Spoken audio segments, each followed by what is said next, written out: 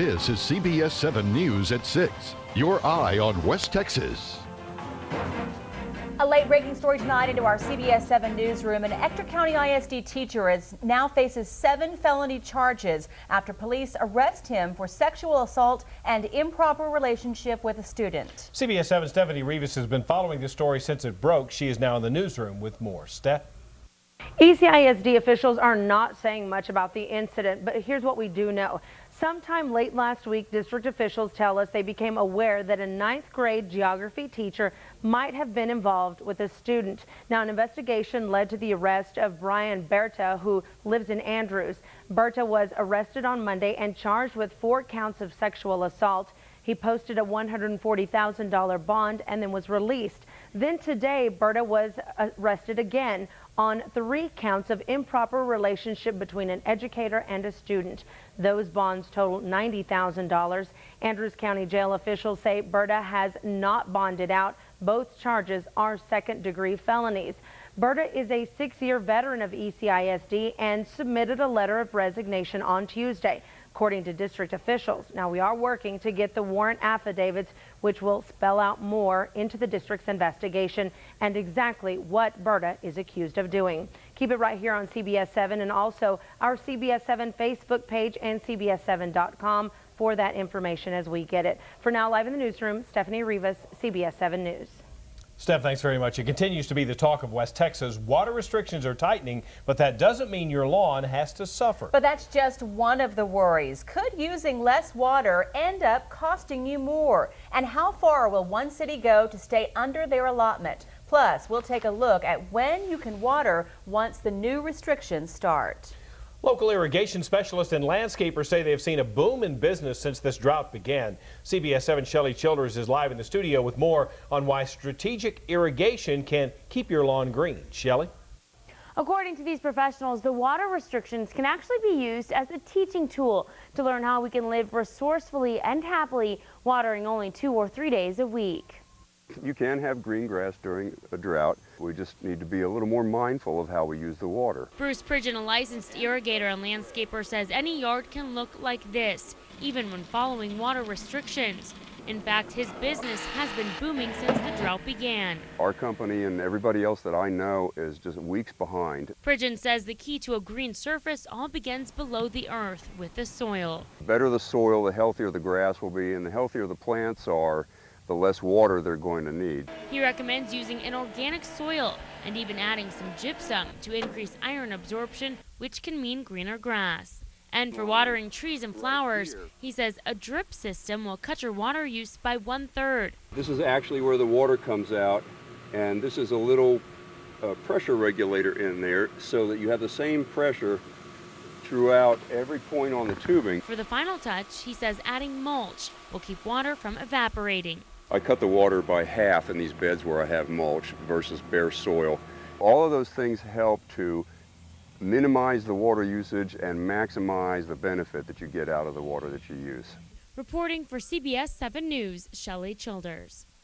Get ready for a spike in your water bill even if you're using less water during the drought. The Colorado River Municipal Water District says they are moving forward with plans to design and possibly construct pipelines on a well field in Ward County. The project would cost $142 million. That cost would then be passed on to you, the consumer.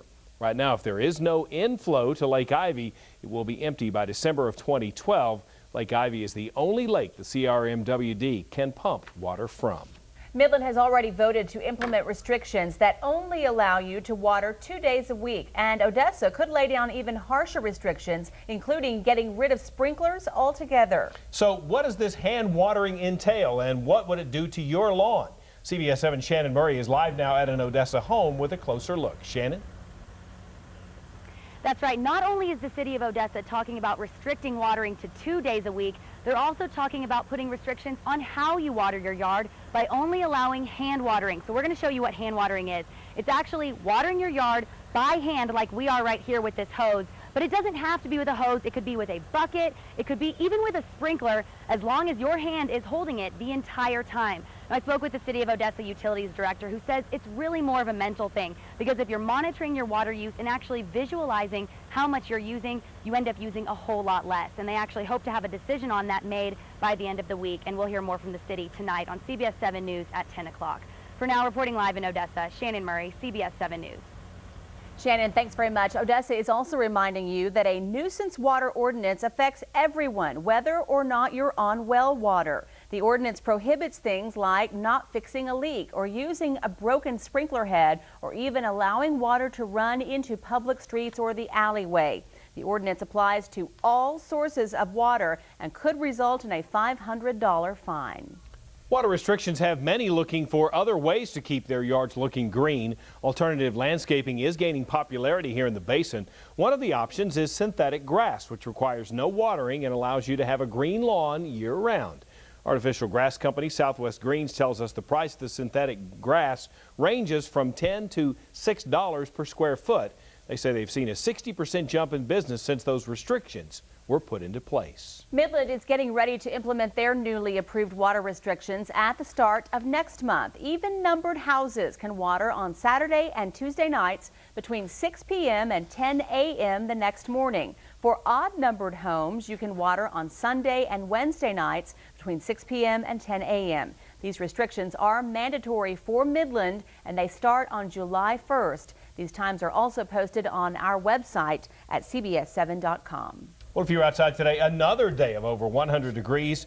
Is there any relief for later tonight? Meteorologist Juan Acuna standing by right now in the Pinpoint Weather Center with a closer look. Juan, any cooler tonight?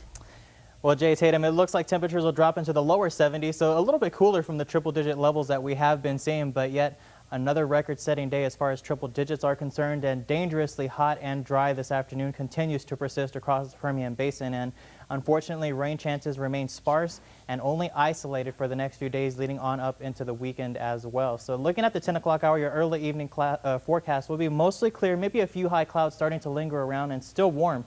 90 degrees with the southeast wind blowing at 10 to 15 miles an hour. Now coming up a little bit later on in weather, we're going to see if the winds start to pick up, how much longer the triple digits are going to stay in the forecast, and I'll have all that and more coming up in just a bit. Juan, thanks very much. More stories all new tonight at 6 o'clock. An apartment complex in Midland built the wrong way had dozens of homeowners upset and fighting for change. Months later, the Midland City Council came up with a resolution hoping to put the issue to rest, but many say they are still unhappy. CBS 7's Mayroon Berkson spoke with some of those being affected by the Blue Ridge Apartments. Mayroon, what are those homeowners saying? Well, they are saying that although the line of sight issue has been resolved, the main concern they now have is the decrease in property values, and they say they will continue to fight the issue. What my problem is for me is loss of equity value in my home because of the way it was done.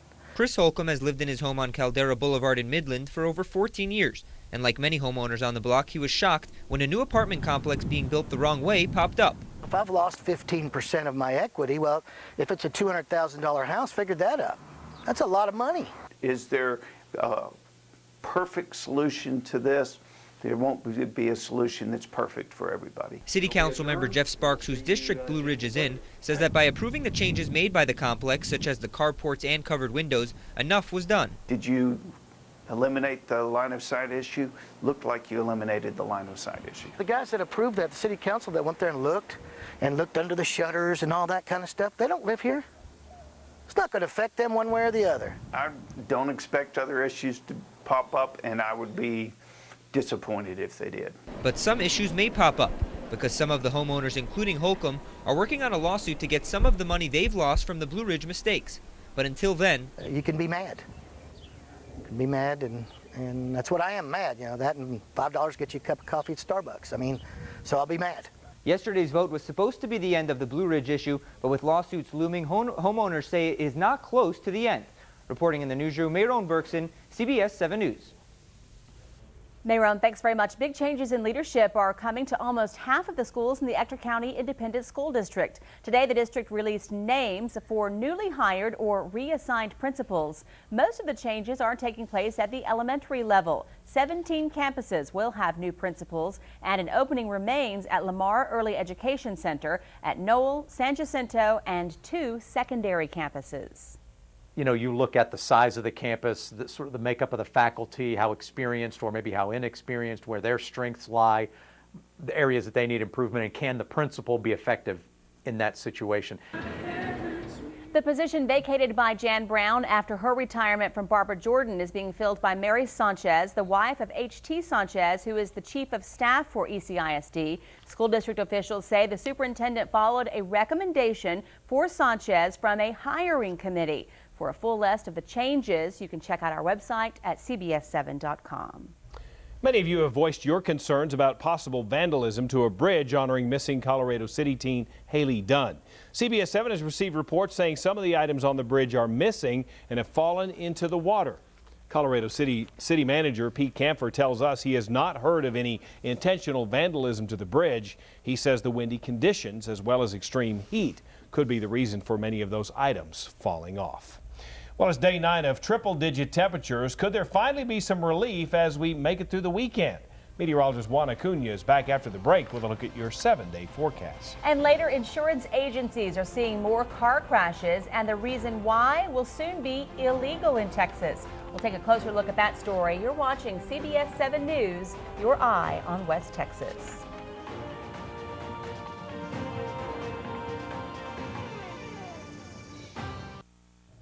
Well, good evening, everyone. A Wednesday around the Permian Basin, and we have very hot temperatures that continue to climb across much of the region. So we'll take you to a live shot of our Pinpoint 7 iCam looking towards the Fort Stockton area as temperatures very, very hot outside still at this hour. And as we head off into the Odessa region, maybe a couple of high clouds have started to enter the area, but still, as we see, temperatures still climbing to the 104 to 107 range across much of the metro. In fact, at Midland International right now, we're registering a temp of 106 degrees. The winds are starting to pick up out of the west-southwest at 9 miles an hour, and we'll continue to see that as we go throughout much of the afternoon. But take a look at dew point, only 15, humidity only at 4%. So these are really not numbers that we need to see as far as any rainfall is associated. But more moist air is starting to move towards the east, and we have a very small shower and thunderstorm activity starting to spark up in Glasscock County and Howard County as well, but still very small at this time. So we'll continue to watch that for the remainder of the evening. But again, here's dew point and the dry line as that moist air continues to head off towards the east, and we have extremely dry air that is starting to filter on into the Permian Basin, and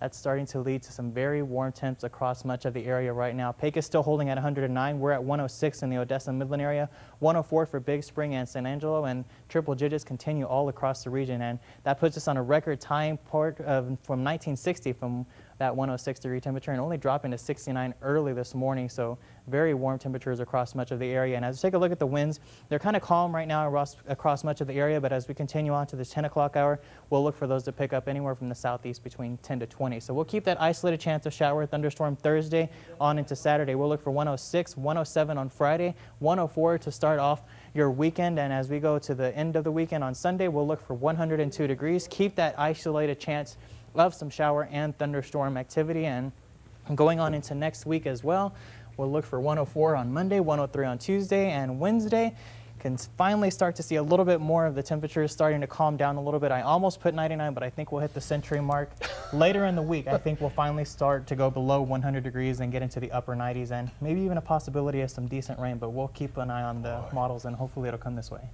All right. We need it. Juan, Yes. thanks very much. What's the best way to get in a good workout if it hurts you to do so? It's becoming a problem as you get older, and we'll have some ways to overcome the pain coming up after the break.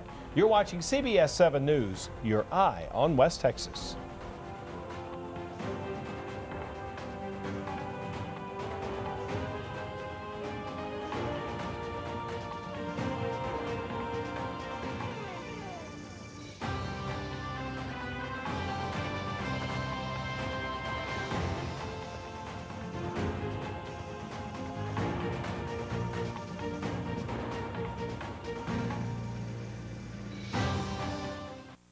It's important to exercise and eat healthy as you age. In this week's Health Minute, we're talking to Mission Fitness staff about how a healthy lifestyle isn't just for people over 65.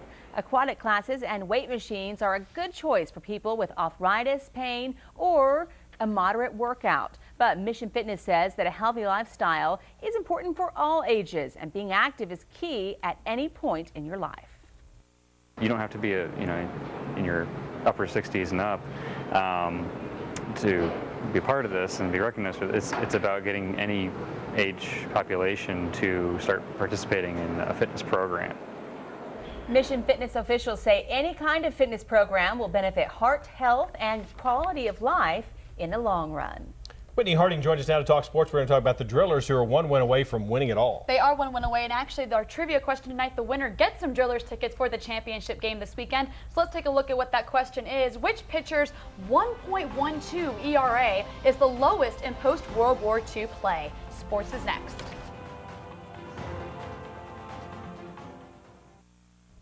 Hello and welcome to the Early Sports. The West Texas Drillers will take the field this Saturday in the team's first ever trip to the Minor Professional Football League's championship game.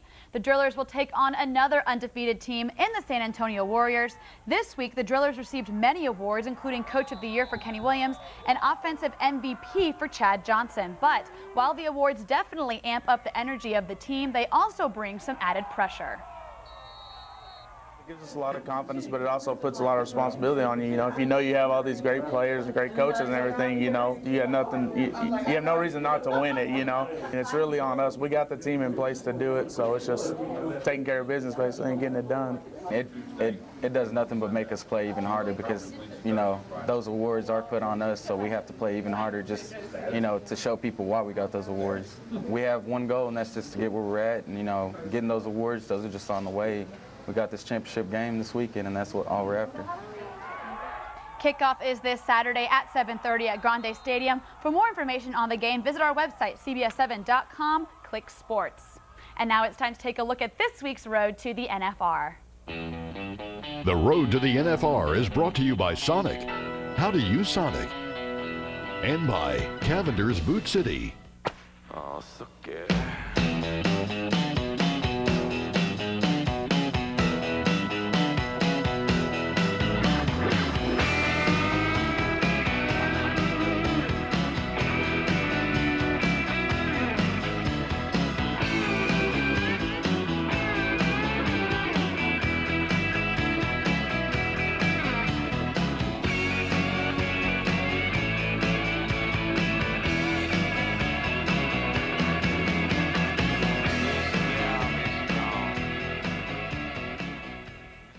And back to trivia. Which pitcher's 1.12 ERA is the lowest in post-World War II play? The answer is C. Bob Gibson, and Mike Towns from Gardendale is going to the Drillers this weekend. Should be a great game. Should be a good one. Whitney, thanks. We'll be right back. A local insurance adjuster says he's been seeing a lot more fender bender type accidents and says he thinks texting while driving may be to blame. According to Landon Torres with All American Chevrolet, he says they are seeing crashes with damage from $2,500 to $15,000. He says mostly it's front-end damage and side impact crashes that are the most common. He also says they know the reason for most, but only if people offer up the information.